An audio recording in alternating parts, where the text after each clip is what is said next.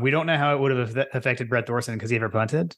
Um, You guys, like, I got the worst job. I got the worst deal of all these Aussie kickers. They're like, hey, mate, we had 5 punts today. He's like, 8, you guys.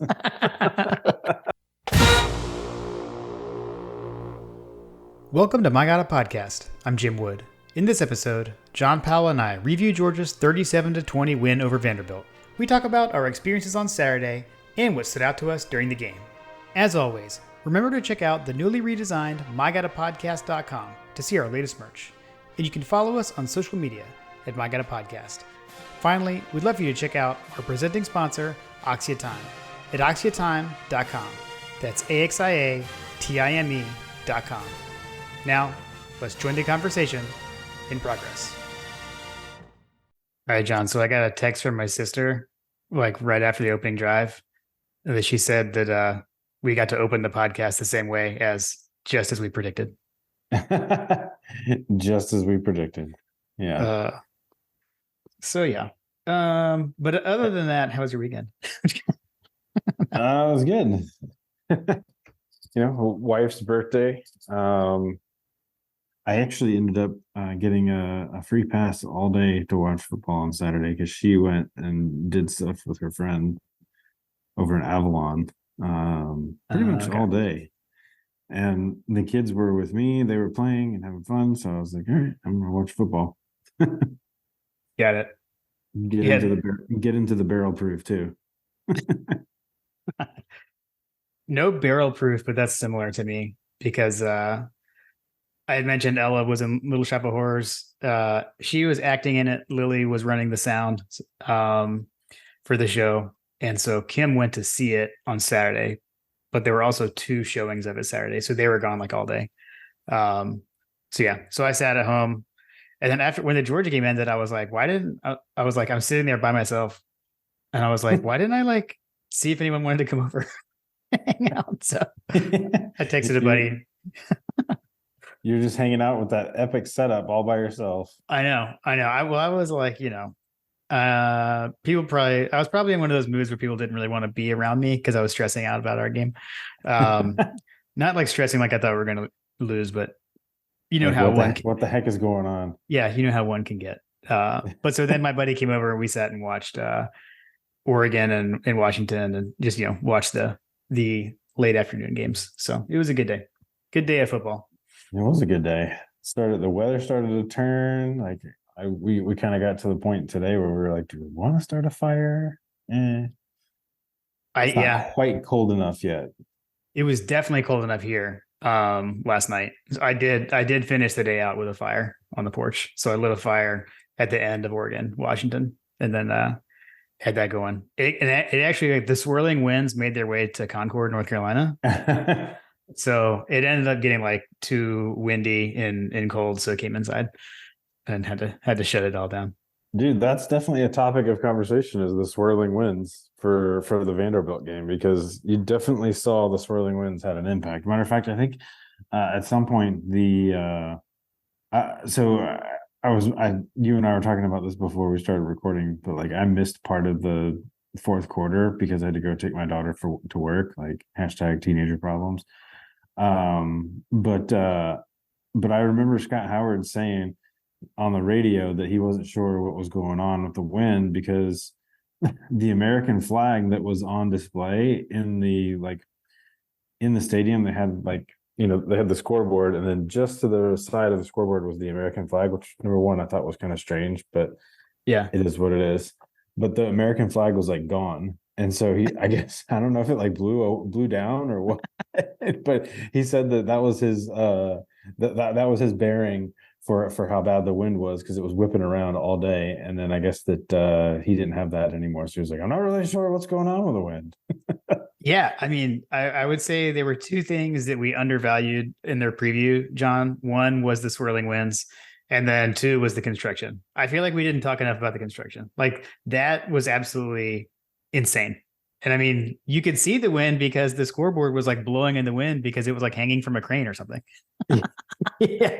I took a picture of it and sent it to my brother-in-law who works in construction. I was like, the cranes. Because the way that those guys in the construction business they operate, like they look at those things because they're like thousands of dollars per day. Now those are not quite as big as like the big daddy cranes, but like they're still cranes. Yeah, the whole thing was crazy. I was getting texts. Our friend Kelly was at the game with her husband and sister and some friends, and she texted me pictures of the construction and everything. I mean, it was absolutely nuts. The tweet went viral like ahead of the.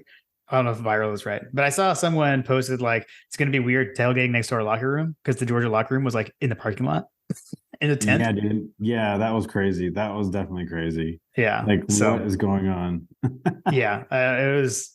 I guess it just kind of leads me to like I feel like we joke about like kick these guys out of the SEC and stuff like they're not serious like they are just not a serious organization when it comes to football. Well, maybe they're trying to catch up to being serious because apparently, like, what they're adding to their stadium is going to be a good thing in the long run. Although, what SEC team, what respectable SEC team, like, makes adjustments to their stadium and reduces the capacity? Right, Yeah, and has it where you can't like that you have all this going on in the middle of the game. I mean, yeah, the cameramen are wearing hard hats. yeah, Like, like I felt like, and I don't know how much of it was that we got the noon broadcast on CBS versus like the cameramen were on again, like on cranes and like in hard hats. Cause like it felt very like Jefferson Pilot ish on TV. Like the camera angles were off, like guys would be running with the ball and the camera wouldn't quite follow him. But I like in the cameraman's defense, like he probably like thought he was going to maybe fall at any moment and is wearing a hard hat and a construction vest. right. So I'll give him a pass. Like that, and like the grass turf, right? Like that was a factor, or the non-grass, the artificial turf. Sorry, like everyone was slipping around, slipping and sliding like crazy. Like I don't know if you noticed that. Yeah, I mean, I texted the thread about that. I was like, why is everybody slipping and sliding? Like, I feel like that. Yeah, I don't know, man. I have, it's interesting that we say that, but we had conversations with when Carter was playing soccer, at the high levels or whatever. Like, Mhm. they would actually talk to the players about what cleats to wear. Like, there's turf cleats and then there's cleats, right? So Yeah, like yeah, I don't know which would have been better in that situation, but like I don't know. Maybe it's the construction. I don't know, man. But there is definitely an inordinate amount of folks that were slipping and sliding all over the place.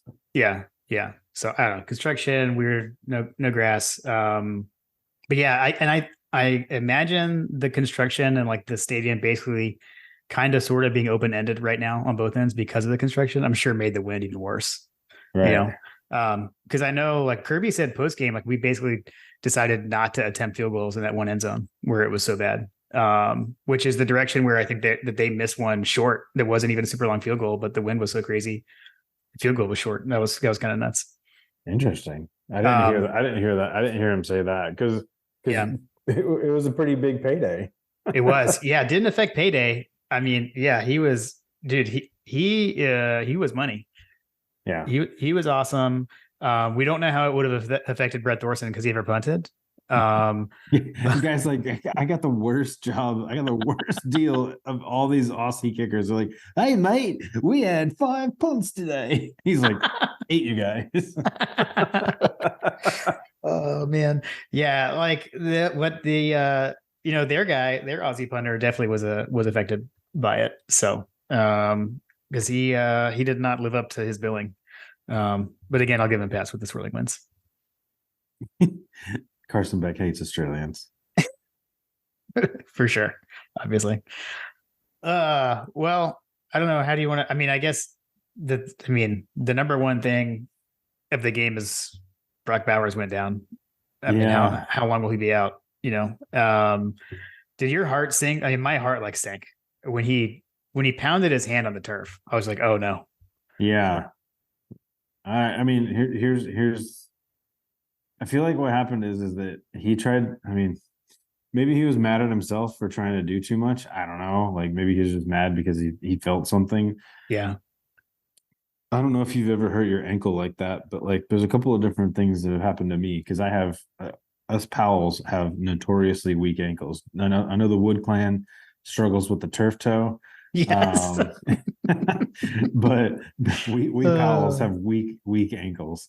okay. I don't know what it is. Me, Carter, Carly, my wife, so far Caroline and Camden haven't had to do anything, but every one of us has had problems with ankles. But anyway, there's a couple of things that have happened to me in the past. So one, I rolled my ankle to a point where like it popped, Mhm. and I tore some ligaments in it and had to like basically keep it stabilized for 3-4 months or whatever.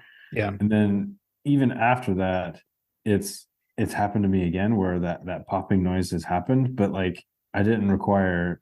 I don't know what it was. So like it could be a number of things. Maybe it's just something that he re-aggravated, Yeah. and he thought because that was something that I thought one of the times that I hurt my ankle was that I was just, oh man, this is gonna be another 6 months out, like can't walk, do anything or whatever, have to do PT, all that crap. Yeah. But it ended up being fine. So I hope for Mr. Bowers for Brocktoberfest celebrators that Yeah. it's not a huge deal. And judging by the way that he was walking when he left, and the fact that if you saw the picture where he had a crutch and he had that like what I would say is like not the air cast, the mini boot. Yeah. Yeah. I think that that's more so to keep it just stabilized. So that seems like it would be on the it seems like it would be on the realm of the not as bad as it probably could have been, which you know either way, like that's going to be one of those things because once you hurt your ankle and you if you hurt it bad, like Yeah. that's an injury that is going to make it much easier for it to happen again because it happens a lot for me. Yeah. Yeah. I remember, I remember the last time you injured it, I think was like after we had started the podcast and you guys were about to go out on vacation. And we Yep. weren't sure if you're going to be able to go. I remember that. I Yeah, remember you sent dude. me a picture because it was quite swollen. Yeah, it was super swollen. I don't know what it was, but it ended up not being that bad because I was walking around, Yeah. without any problem within a week or so. So, Yeah. um, Yeah. I took it easy for a couple of days, but like I wouldn't have been running like within a week. So like the week off, but then within 2 weeks, I was kind of back to normal. So like I'm hoping for him if it was like me, where you think something happened, because in that situation, like I heard a pop and it Yeah. was an audible like, but it ended up being fine. Now in the past, I heard it popped, and it wasn't like a pop. It sounded like a gunshot went off when your ligament snapped down there. Um, Right. no, hopefully he didn't hear that because that was a much more serious situation. Yeah. Yeah. So I guess now we await the MRI. I know they said the x-rays were negative, so we'll await the MRI results and then we'll go from there. I But mean, it's at this point, like, do we get like a group package on the tightrope surgery or whatever? I was asking around. I was like, what? So first off, the way Kirby said it going into halftime, he was like, it's his ankle on the bottom of his foot. I was like, I don't think he the sprained ankle's his on. he sprained the bottom of his foot or something like that. Yeah. Yeah. I was like, I'm pretty sure that your ankle isn't on the bottom of your foot. I don't know. Not, I don't, I'm not a doctor, but that's my understanding.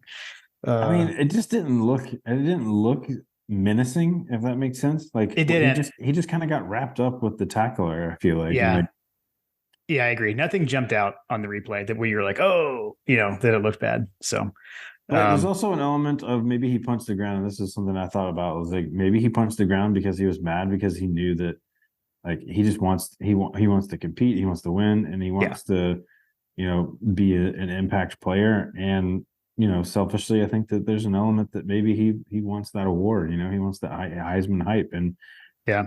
unfortunately, when you get hurt, it puts a damper on any hopes in that regard. Yeah. Agreed. Agreed. Well, I mean, to me, the next biggest story of the game was the annexation of Puerto Rico. Yeah. I mean, I meant to do something and I apologize for not doing it ahead of time, John. I want to go back and see how Scott Howard called that call. Like Oh, nice. When Van Pran fumbles, I guess fumbled exchange with Beck. Van Pran picks it up and rumbles for however many yards he does. I mean, there was a spin move, there was a hurdle, kind of, sort of, where I would pick up the ball. It was amazing. So He like love to see a palmed big. it. He palmed it. It was pretty impressive. It's pretty athletic.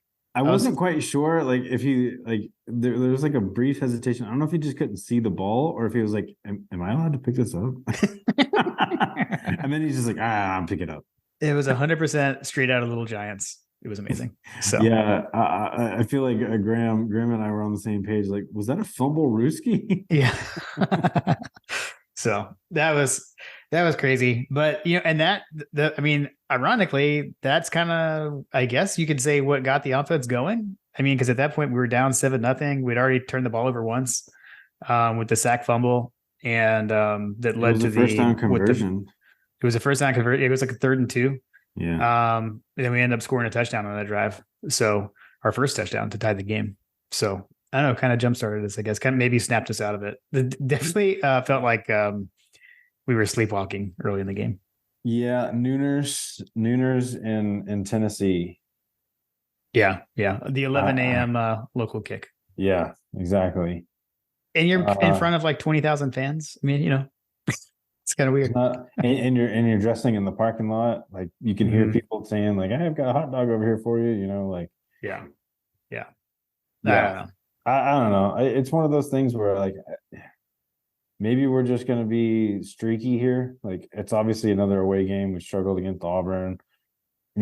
I definitely think that looking ahead, Tennessee game, Jacksonville, I guess would be kind of in that, away game, quote unquote, vein. But I don't know. At this point, I'm just, you know what? We won by 2 scores. I'm good to go. I mean, I think Kirby said it best in his press conference. He said, I'm not going to apologize for winning on the road in the SEC. Yeah. So, yeah. I mean, you saw teams struggle. I mean, Alabama got all they could handle from Arkansas. Yeah, dude. Another Nick Saban like meltdown in the 4th quarter. Yeah. Where does the world coming to? I mean, Yeah. You saw Prime. Prime took took a big fat L on a significantly lesser team. I don't care what you say. Let's see who else. Which led to an amazing Saturday Night Live weekend update. By the way, oh man, highly recommend. Kenan Thompson, man, that guy's come a long way since Mighty Ducks. But that was a really funny skit. It was good with Dion, and it basically underscores how I feel. Yeah, it was good. But yeah, man, crazy things are happening around the country. And it's one of those things where like I said, like I was being crazy and being frustrated during the game and doing my fan thing, but then it's like I think we were texting even like at halftime, right? In the first half, I think we were texting with Coach, and we're like, Carson looks a little off. It's like, I think at halftime it was like he's like 18 of 20 or whatever. Yeah, he was 17 of 20. Oh man. And we're like, well, okay, yeah. But that one pass, like he missed that one pass. Yeah, I mean, realistically, like he should have been 20 for 20 because 2 of his passes, like he had guys. One was a drop. Yeah, there was the Arian drop. There was, I think the frustrating one was the one that made everyone frustrated was the deep shot. It was like 35, 40 yards to Roseme. And he continues to miss that pass down the seam when it happens early in the game. So you need to work on that. Maybe we can work on that in the bye week. Yeah. I mean, if anybody, I gave Prime a hard time for like, the execution and all that stuff. Like at some point, like when you lose a 29-point lead, that's on coaching. But like people were saying like, oh yeah, the players got to execute. That's definitely a situation that's not on the coaching. It's 100% the players executing because Bobo. And for this goes out to all the Bobo haters out there. Like if you are still hating on Bobo for how he runs the offense, like you seriously have got to get another day job or whatever. Because I mean, he's putting together a heck of a season, man. He's got a quarterback that's up there, for the Heisman candidacy. He's putting up yards, he's putting up points. And more importantly, like there's yards and points that have been left on the field because his quarterback and his players can't execute. Yeah. I mean, again, it's like you nitpick and then you look at the stats. It's like, oh my gosh, we had 552 yards Yeah. in this game. Like it's one of those things where like it didn't feel like it somehow, but and I know you like to talk about the win probability, like it was kind of like a straight line almost. The lowest point of the game for Georgia from a win probability standpoint, 93.4%. Okay. This was in the first quarter, 10-22 in the first quarter. Vanderbilt was winning 7-0. Okay. Yeah. I And mean, I believe that was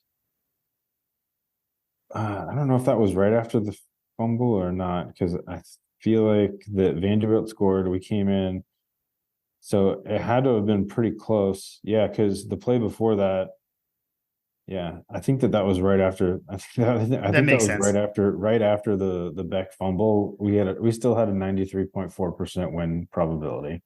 Yeah. Yeah. No, I mean, there were some really good offensive plays. Like I know we had talked about like what kind of playbook are you going to see, that kind of stuff. I will say like the touchdown pass to Dominic Lovett was pretty awesome. The way he went into motion, like stopped, actually slipped a little bit turf again. Yeah. But then, was able to get back up and was just wide open. That was a great play design by Bobo. I love that. So, I'm sure we'll see that again at some point.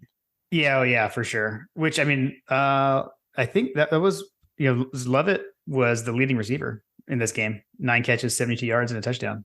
A lot of more lateral type stuff. We continue to kind of run those like lateral screen type things in, but he takes it and gets it upfield. So he did that, and then second leading receiver was Ladd.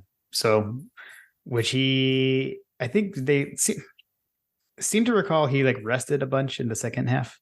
He was out for a while. He eventually came back, but I guess with the back still bothering him a little bit. So, yeah, I mean, it's got to be something with his back, right? So, not really sure what's going on there, but yeah, I need to get him up to game speed to be 100%. So, yeah, I definitely like the on the long pass to him early. I think I tweeted like McConkey got back on his donkey. Scott Howard probably.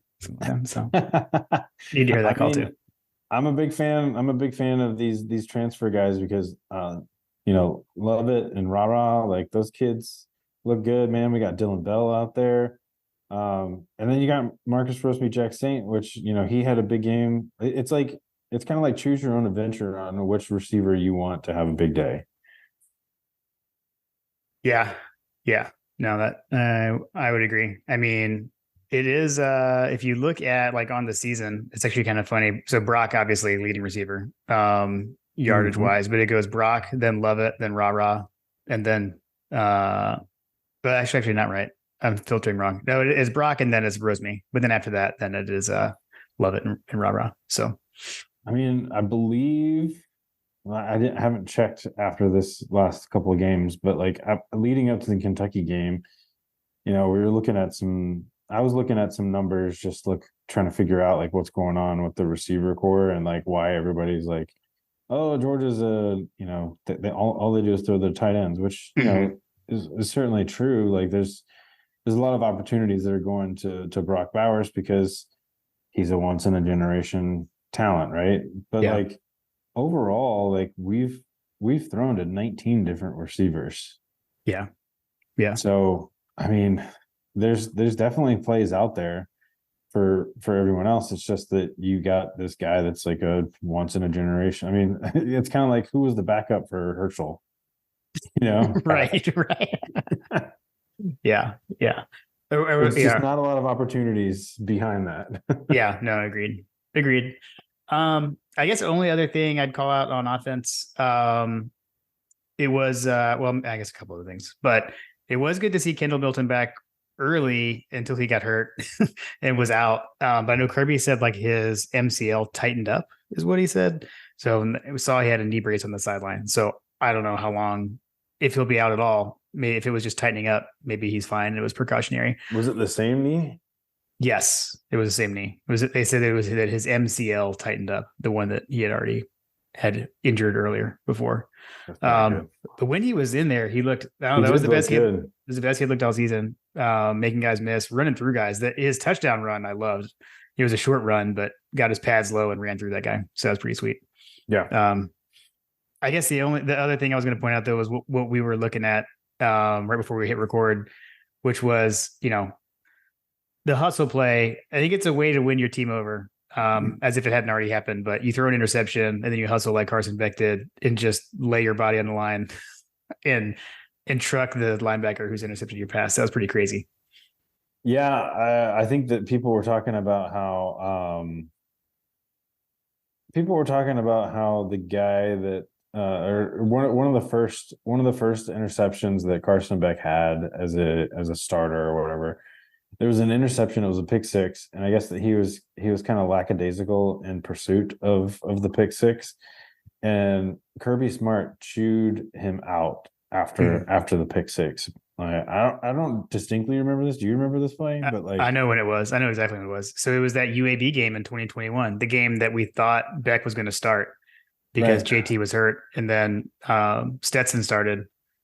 When Carson did come into that game, eventually he threw a pick six. That's what that was. And then I guess Kirby chewed him out afterwards. And then it just underscores that coaching that coaching lesson took heart to that, because he pursued him down to the 1 yard line and ended up knocking out their best defender. It was crazy, man. I mean, he laid out not in any dirty way, but like that's just the way the cookie crumbles when you're playing football, right? Yeah, I mean, when you watch it, you can see, I think that guy thought he had a free run to the end zone, but you can see on the angle from the end zone, like where he sees Beck coming and kind of hesitates. He's like, "Oh my gosh, where'd this guy come from?" Oh man, yeah, missile. Yeah, I'm not sure it was the best tackling form that Carson used, but hey, it was effective. It worked. I would say that had he not like tried to stutter step and like get around Beck, and had he just kept going straight, I think Beck might have been in for a targeting call, right? Had he actually like continued his path forward. Yeah, which would have been unfortunate. He already got a holding earlier in the game. Beck. Man. Yeah, dude. It was a weird game, dude. It was such a weird game. So weird. It was so weird. We had a muffed punt, which, good gosh. Yeah. We gotta work on the receiving game, like the punt return game, because he's made some questionable mistakes. I guess that we should say that he is the official wide receiver of My Gunna podcast, not necessarily the punt return. That's horrible. I mean, I need him to step it up. Hey, it was the swirling winds, John. It was the swirling winds. I'll give him that. I'll give him that. Yeah. I think I did give him that out. You did. Oh man.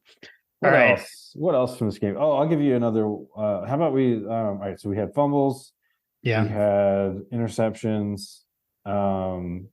We had another thing that was negative, and then we'll kind of pivot it to talk about some positive things that I saw.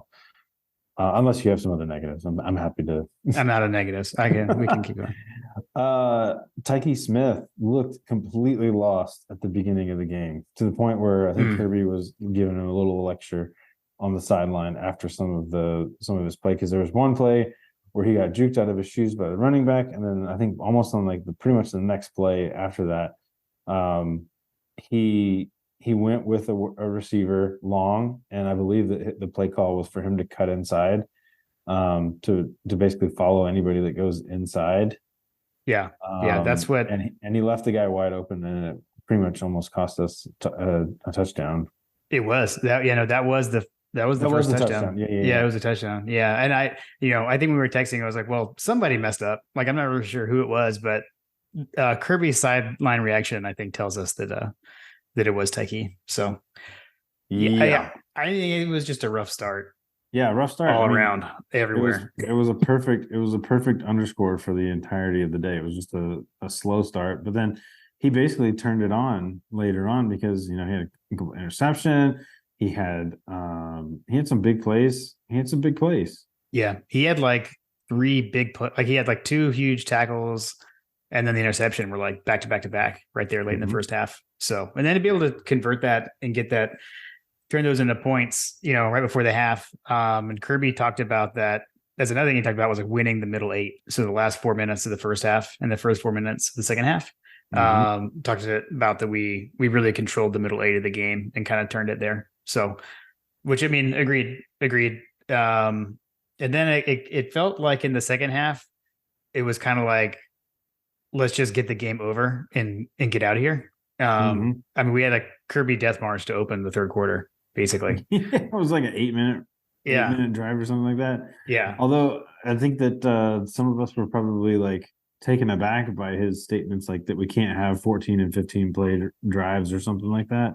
Yeah, it's like, who are you? Are you Kirby Smart? Who are you? You better get out of here. Kirby Smart's going to be coming along here any minute now. Yeah. Holy cow. Yeah, that was kind of a weird statement coming from him. Weird. But it's definitely weird. I'll say this: our friend, our dear friend of the podcast, Stacey Searles, had a great game on the offensive line. I felt like because I think that like any of the woes that we had on offense, if you could say that we had any woes, were not related to the offensive line. Yeah, they played well, even with Truss going down. So it was yet another ankle sprain during the game. But yeah, they look good. They look good. He had all day to throw. Carson he had all day to throw, and the backs had some lanes to run through. So, right. I mean, hey, Dejon Edwards, game of the season for him, season high. The long run sprung by the good lad. He kind of did that clear out block to spring him. It was a good day for Dejon. Yeah, it was. I thought he was going to bust a really long one because that's one of the things that I feel like one of the announcers in the previous game had mentioned. It's like, he's not going to bust a long one on you. Yeah. He's not going to be a home run threat. Like, right. Yeah, come on, guys. Bang, got him. All right. Well, why don't let's see? So those are the. Let's see what else there was. We had the payday. What was some other positives? I feel like I'm missing something on my notes. I'll come back to it. On your positives? My positives, yeah. Okay. Well, why don't we? I will say take a minute to gather your thoughts, and we can just remind folks that the season 4 of My God Podcast is presented by Oxia Time. I actually got out tweeted out a pic, time to watch the dogs with my watch, sitting on the porch before the game. Wore it through the day. Again, kind of allows me to focus on the game a little bit. I'm not getting my all my alerts on my watch unless we focus. So I really do enjoy wearing my Oxia timepiece on game day. But Oxia Time is a custom Swiss watch company. They got the 2021 and 2022 Georgia National Championship collection. And definitely right now, head over to Classic City Collective. They've got 25 of each watch that you can purchase with a special presentation box that is signed by Kirby Smart. So head on over to classiccitycollective.com to check those out. And then also, as always, you can go to oxiatime.com. That's AXIATIME.com. So thanks to Oxia Time again for being the presenting sponsor for season 4. Amen. In case you still haven't thought of it, I will say one other thing this was not like anything game related, but something that was kind of cool. The eclipse that happened, and they showed that on TV from the game. That was kind of crazy. I don't know if did you see that? They had a shot. There was a solar eclipse during the game. Yeah. I didn't realize. I did not have that in my game notes. Yeah. No. It was on the broadcast. It was pretty cool. So I was dying when it happened, laughing because I mentioned Ella and Lily were at Little Shop of Horrors, and like that's how the plant arrives is during a total eclipse. Is it really? Yeah, that's in the plot of Little Shop of Horrors. That's when the plant arrives in the story. That's funny. I don't remember that, but that's funny. Yeah. So at any rate, that was kind of ironic, and I laughed about that. Oh, there it is. I feel like I remember this picture, but I guess I didn't really think anything of it. Yeah, it was pretty cool. You'll see that. It was only 14-7 because there was that period I missed the game, so I wasn't sure if it happened like during the game. Yeah, it was pretty early. I think you would have still been around. Yeah. But it appears to have been right basically at the start of the second half. Okay. So maybe it was. Second quarter, sorry. Okay. I guess my other game mode that I had, like, just with the defense, and this is not going to positive, but like, should we be worried about the defense. Like I feel like everyone has been picking on the offense and Bobo and such, but I'm not sure that's where we should focus our. I definitely feel like we shouldn't be focusing any negative stuff on the offense. I feel like it's been pretty good. Um, what do you think? Focusing the negatives on Bobo? No, I No, no, mean, no, no, no, no, no, no. I'm saying people are doing that, but I feel like it's misplaced. yeah, My for my sure. my question is, do we need to worry about the defense? Should we be worried about the Georgia defense? Yeah, I mean, so here's the thing. It's just like my issues with the offensive line, right? So the offensive line was able to get push, and that's the consistency that I've seen. They get a good push, and they're able to get a decent pass, protection, right? Well, the flip side of that on the defense is that you got to get to the quarterback, which they eventually did, and I feel like this happened with Kentucky too. Like we eventually started getting to the quarterback, but by that point, the game was already in hand. What I'm looking for is getting to the quarterback earlier in the games, Yeah. figuring out ways, scheme, whatever it is to get guys out there. Now, I'll say this: it feels like that the coaching staff has kind of arrived at, some dudes that I feel like that they're ready to run with. Mhm. So Christian Miller, CJ Miller, I think his name is. Yeah. Kristen Miller. Yeah. Um, he's I feel like he had a nice little coming out party in this game. Yeah. There were some guys that were out there that I felt like that, we hadn't really seen a whole lot of. Like was Chaz, was Chaz a big factor in this game? I mean, he was out there, but I feel like we saw Marvin Jones Jr. come in a lot earlier Right. than we usually do. Yeah. Yeah. Right. So like that's the kind of stuff. Marvin Jones Jr. coming in, like those aren't names that we've heard a whole lot about. Um, at least the snap, maybe it's just my feeling, right? I don't know what the snap counts look like. I just feel like that we were asking those questions earlier. Like at some point, you got to let the young kids come in and play, and they did. Yeah. Yeah. And maybe that's a contributing factor to the manufactured adversity, right? Like they're letting these kids get groomed, those kinds of things. So Yeah. I'm serious, dude. Like it's my UGA conspiracy theory that they're trying to figure out ways to like knock these kids down. Yeah. Because they're coming off of the back-to-back national championships. They gave them a glimpse of it last week with the complete beatdown and dismantling of Kentucky, and then all of a sudden you come back to Vanderbilt and it's like, really? Is it the same team? I don't know. Yeah. I just feels like that things were just different enough to where they just made it a little bit more harder than it should have been. Yeah.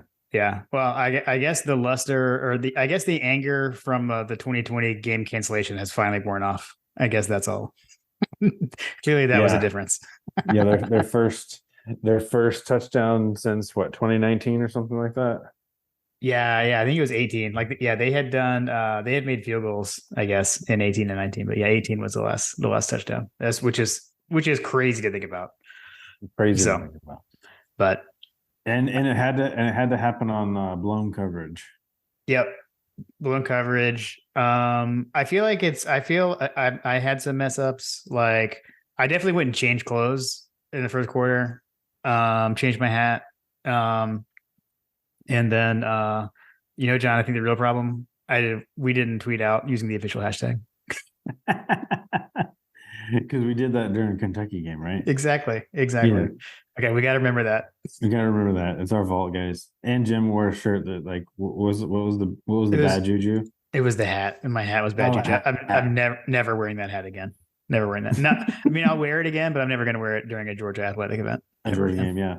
And I'll say that for a large portion, well, actually, it ended up being the whole game. I did my pre-run like just before kickoff, right?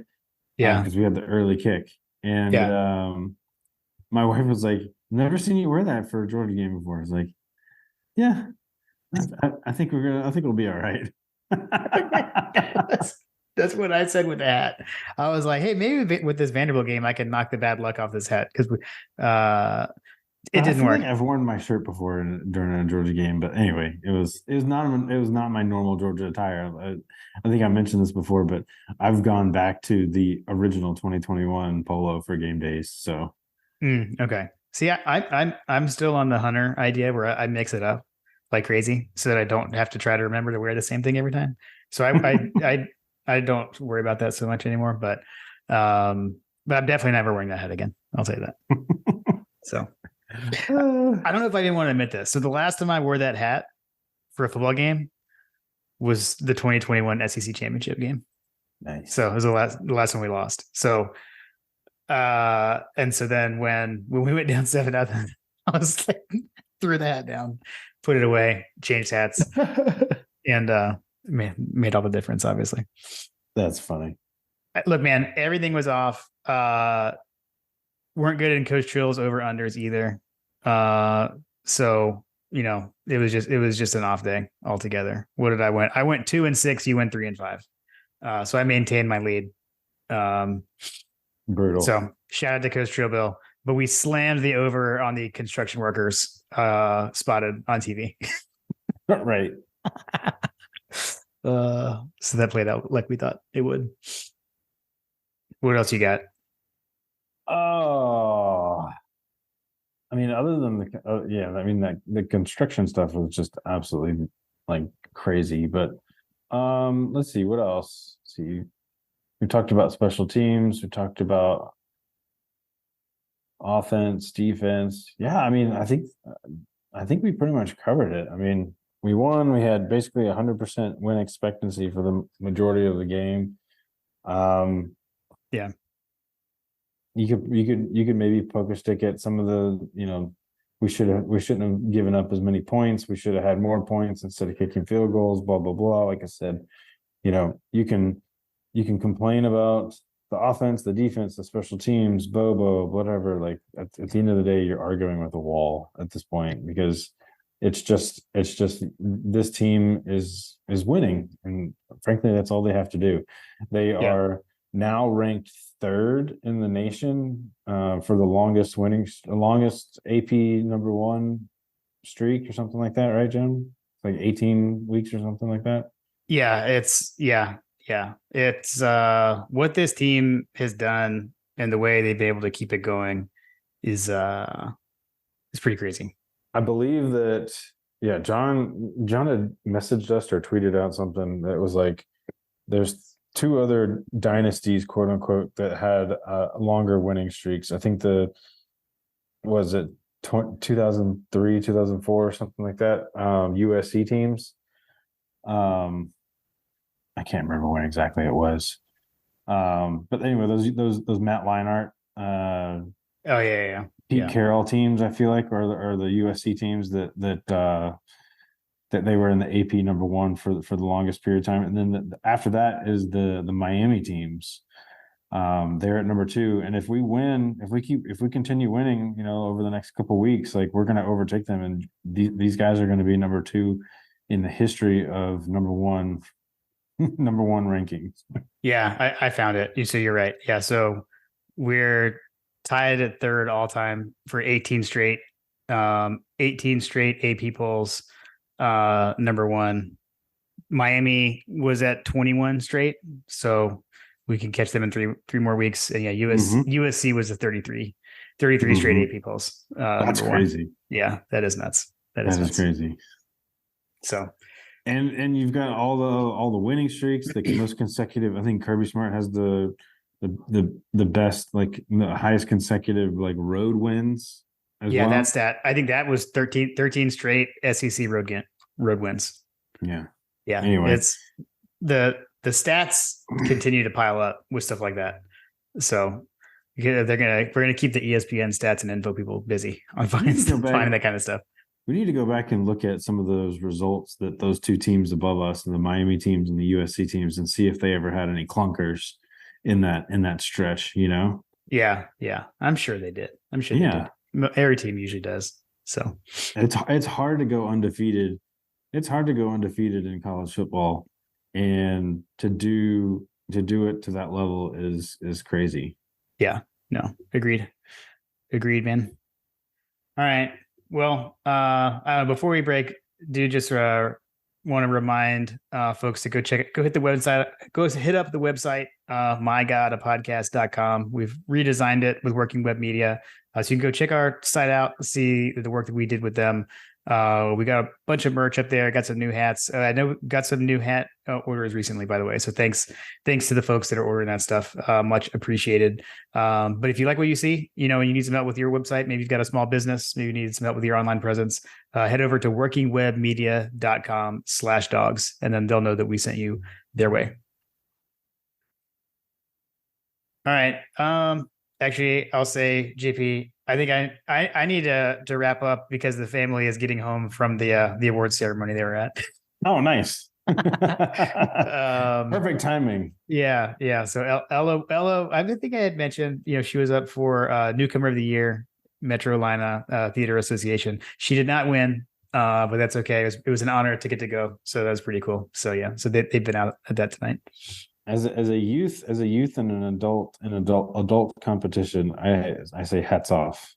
Yeah, we were pretty proud. It was pretty cool. So Very cool. Very cool. well, We got some fun stuff coming up. Fun stuff.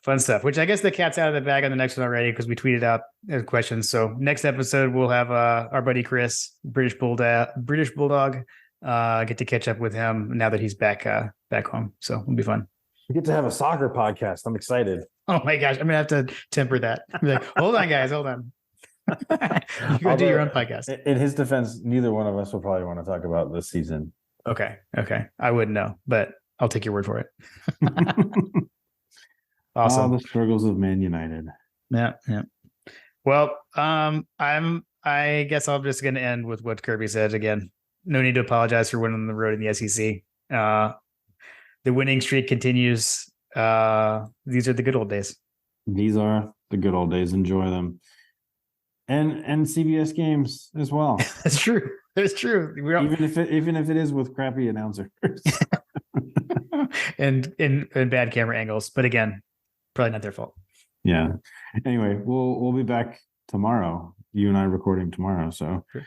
If you have any questions, get them in. And until then, go dogs. Go dogs.